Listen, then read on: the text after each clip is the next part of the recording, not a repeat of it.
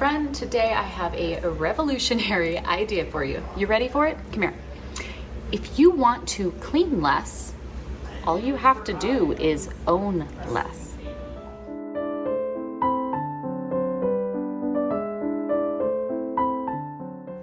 Now I get it. You're going, really, lady, that's your revolutionary idea, but hear me out, okay? I have been a wife and mom, a keeper of the home for nearly 20 years now.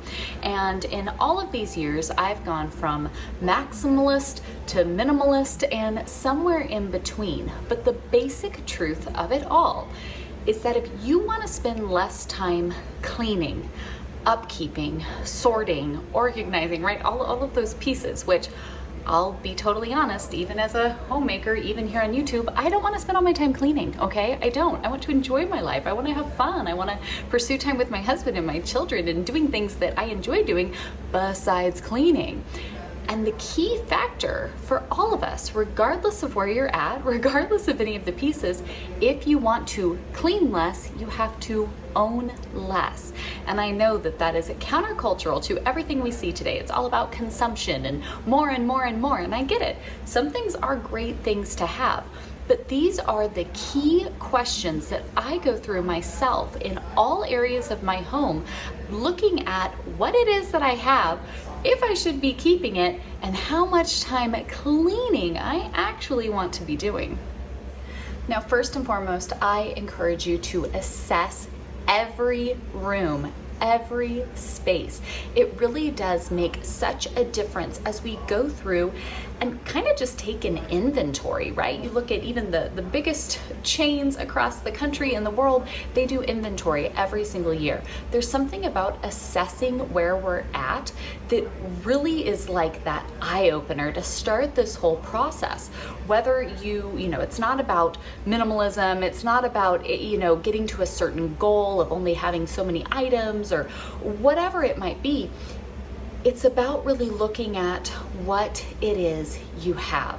And we're going to go through these next steps to help us get to that point where we're not in this overwhelming state of so much stuff to try to keep up with. But if we don't assess it in the first place, it makes it really difficult to try to work through the following steps when you don't know where to get started, right? They say in any multi-step program, the first step is admitting you have a problem. Sometimes it takes this step of assessment to realize where some struggle might be. Now, I will highly encourage you to always seek the deeper root of the issue. We can stay at the surface level, sure, but until you address the root cause, you're really going to struggle with a solution that lasts. I will say that in my early years of being married, I worked a part-time job and I was so stressed and overwhelmed and really didn't know what I was doing and had some other issues and things going on that I noticed that I would take my paycheck every other week or whatever it was when I got paid, and I would just go shop. I would just go buy stuff, and it was all home type stuff. It was like I was trying to fill some void of feeling unequipped, and so I just made everything look really, really pretty. And I would blow my paycheck every single pay period buying stuff for our house that we did not need. And it wasn't until for us, we ended up with this huge cross-country move, that I had to go through and physically assess every item that I had. And it really was such a eye-opening experience when I looked at all the stuff that needed to be dealt with before we could move. Why did I buy this? Why do I have so much of this, right? You open up all those cupboards and all those way back places in your home and you go, why do I have so many of these, right? Why is this here? And so I think it is just so important to pause. Step one, go through your spaces individually, be it a whole room, a closet, a pantry, right? A piece, and assess where you're at, maybe even a little bit deeper into that heart of, why do I have all of this stuff, right? What is that assessment uncovering? Because the second thing that I would highly recommend is kind of assessed or seeing where we're at. We know that we're sick and tired of constantly cleaning, right? What is it that frustrates you the most? Ask yourself those questions, or maybe just be aware over the next few days and look at the areas or the just instances around the home throughout the day where you're like, oh, this is making me bananas. I can't take it. I cannot stand counter clutter. it makes me crazy when the horizontal surfaces are covered in stuff. And I started to notice that there were these reoccurring areas that were just dumping grounds or just mess havens. I don't even know how it would happen sometimes, but I really started to focus on the areas that frustrated me the most. It really makes such an impact when we tackle those areas that we're going to feel the impact of them getting better.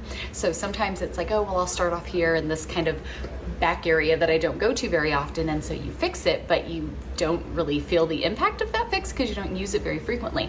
I say tackle the areas that bother you the most, right? Is there junk outside on the patio that every day when you walk through the door, you're just like, oh, so we really got to deal with this, right? Is it, like me, got clutter all over the countertops? Oh, we want to address that. Maybe it's a bathroom or a closet, whatever it might be. Really think about the area that's frustrating you the most. Quite often, the things that frustrate us the most, it's because there's a lot of excess in that area. And I think that we kind of get this idea, well, I just need to be more organized. So I buy more baskets, I buy more tools, I buy more things. And come on, Amazon, there's a dime a dozen resources there for great organizers. And that's wonderful. There's nothing wrong with a good organizer. But you can't organize clutter. When you have all this excess and there's all this stuff, sure, you might put together this top-notch basket system, but if it's still just so much stuff that it's overflowing and you can't keep up with it, you're not really doing yourself any favors. And so really look at the areas where you have the most frustration. And I think, again, kind of repeat that step of assessment in why is this so frustrating? Why is this so difficult? Is it because there's just way too much? Is it because, we don't have a good system in place to organize the core things that we do need? What is the root of that issue that is causing that mass frustration in your home and in your day-to-day keeping of it? Because it's so incredibly important to look at these spaces individually and ask yourself, what do I actually use here? Do I actually need to have this many coats per person, right? If that's always a mess. Do we actually need to have this many pairs of shoes? Do I actually need to have this much decor, right? Sometimes it's the decor of it that you don't even want to go in there and dust because you're going to have to move 7,000 items to get the surface clean. Then you got to put it all back, and that's too many steps. Is it that your kitchen cupboards are so full of things that sure, maybe you organize it and you've tried that before and you feel like it's just not working because they're back to being a mess again? Well, maybe it's because there's so much stuff in there that trying to get the things you actually use and actually need, it just ends up messing up all the other stuff that's shoved in there. Really assess these areas and look at what you actually genuinely use and need. Now, I've kind of been on a couple ends of the spectrum here. I've had all the chaos and excess, and then I've been super minimal. We went through a period where I was so overwhelmed, couldn't take it anymore. We had just had our fourth baby, and we were getting started in ministry full time. It's just, there's too many things moving.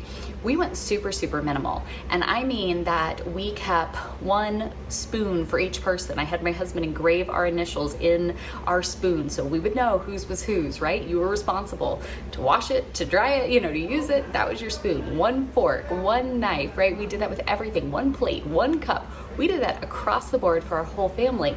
And it might seem a little extreme and crazy, I get it, but it worked wonders when you really do look at your space and look at what you actually use, what you actually need. It really gives you this clear definition of what is excess. Now, I'm not saying that excess is just all evil and bad and you can never have any. I think different seasons of life call for different things. My kids are a lot older now. I'm in a different season of life. Them being able to keep up and load their dishes and stuff like that really isn't that big of a deal. And so yes, we have more than just one utensil per person. But that was a great eye-opener to really show us, wow, there is a lot of excess that I don't have to have. And so if I'm really trying to look at how much time I'm spending cleaning and upkeeping, or even just the mental headspace of clutter and stuff everywhere around me, maybe I need to go through and really look at what I actually actually use in the space, because that's really going to start to define how much excess there is. You can do this in your closet, right, with your own wardrobe. There's a couple ways to do it. One way is to turn all your hangers, the opposite way, and then notice which things you actually grab, because you'll turn the hanger around the other way, right? It's a great way to see, wow, like how much of this isn't getting used. Another trick that I like to do when we go through addressing our family's minimalist wardrobes is that I will wash every piece of clothing. Absolutely everything is clean. There is nothing left out. And then I'll not do laundry for a full week, like a full 7 days. I find then that all of us have worn our favorite things, because we go and we'll grab the thing we want to wear, right, if it's there in the closet. And so at the end of that 7 days, I wash all the laundry, and then everything that we had left in our dressers, our closets, our bins, those are the things that are not our favorite things to wear. I will bag those up, go and donate them, let them be a blessing to someone else, because we clearly have a week's worth of clothing, which is more than sufficient. And it's all the stuff that I know we all love, because when given the opportunity, we all chose our favorite things throughout the week. Not that you have to do those, of course, those are just things that I know our family's done that we've seen and found to be helpful, but really looking at what you're actually using is going to help you immensely as you tackle the clutter and excess in your home. I recently did a series here on YouTube, kind of again along the lines here of this, and I'll link it down below if any of you are interested in it. But the next point here is really actually important, and I would encourage us all to pause and ask this, but that would be, how would you actually like that space to be? I think so often we just, life is what it is, and it's always like something is getting added on and added on and added on and added on, and then you get to this point where everything just feels so full and so cluttered and just so overwhelming to deal with. And what I really think is important is to kind of stop and go back and go, what do I actually want this space to be? Just because all of this around me is what it is doesn't mean that's what it has to be. So in the series that I can link down below, what I did is I went through our house and I super minimalized, super deep cleaned. I stripped everything, decor, all of it, everything off the walls, everything down. Because for me, it felt like, little bit by little bit, we had added a little here, added a little there, right? Like things just come in, you get given things, you find things, stuff happens, different seasons of life, it's all good. But I pulled it all down. I cleaned it all really super well. And then I gave myself the time and ability to go back through everything and go, is this really what I want here? Is this really serving our family? Is this really what works best for us? And for me, like, I know there's so many things that, I just buy the cheap option or whatever because, we're on a budget and we're trying to do something. And so you kind of use it, but it's not really the thing that you want to be using or that you really enjoy using. And so I love going and working slowly but surely and finding vintage items in the thrift stores that I can replace with these kind of cheaper things that I don't really enjoy using, and instead have this nice, beautiful thing that usually costs me far less and is far superior in quality. But giving myself that ability to kind of go through the different areas and go, why do I have this? Is this what I really want? How do I actually want this space to be? How do I actually want our family to use this space?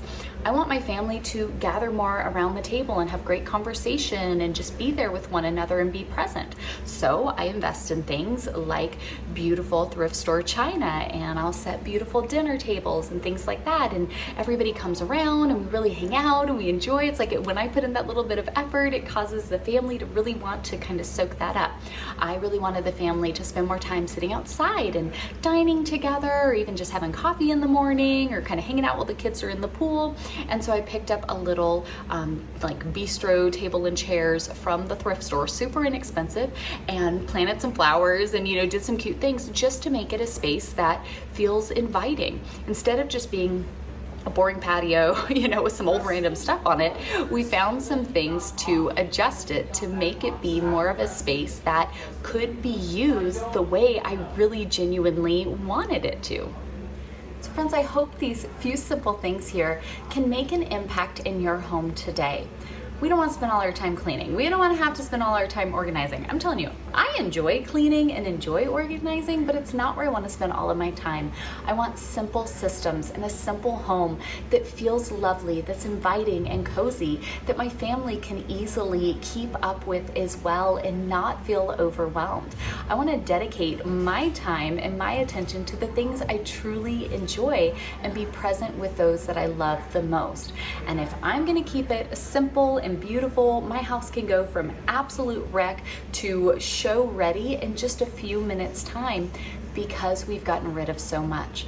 I don't have that much to keep up with. You're never gonna find me backed up on dishes, backed up on laundry, right? Backed up on these things, because we just don't keep that much stuff to begin with.